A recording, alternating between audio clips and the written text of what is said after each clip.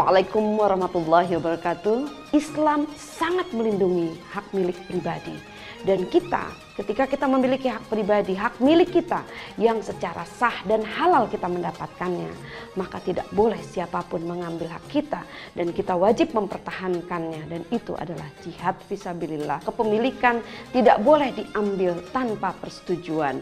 Kalaupun itu harus diambil, maka diberikan kompensasi yang adil. Islam mengajarkan bagaimana mengambil harta orang lain dan memberikan nilai real tanpa penipuan. Karena penipuan itu adalah suatu keharaman.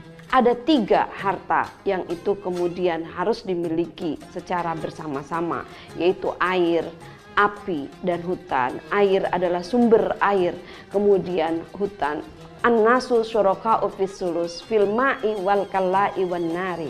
Manusia sesungguhnya berserikat dalam 3 hal, dalam air, api, dan rumput. Api dalam pengertian mineral, tambang, rumput dalam pengertian hutan, dan lain-lain. Adapun pemanfaatan daripada sumber-sumber kekayaan yang dimiliki bersama dan itu dikuasai negara haruslah sebesar-besarnya dimanfaatkan untuk kepentingan rakyat.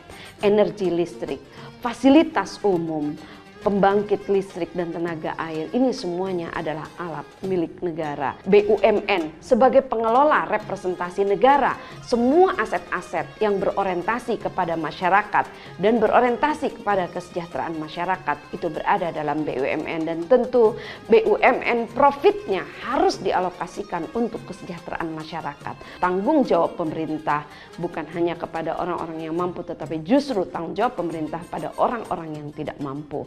Dan orang-orang yang tidak mampu, fakir miskin, anak terlantar, kemiskinan, dan lain-lain menjadi tanggung jawab negara untuk memutus mata rantai kemiskinan. Dan dengan cara seperti itu mereka bisa memperoleh harta yang halal dan thayyib untuk kesejahteraan keluarganya. Assalamualaikum warahmatullahi wabarakatuh.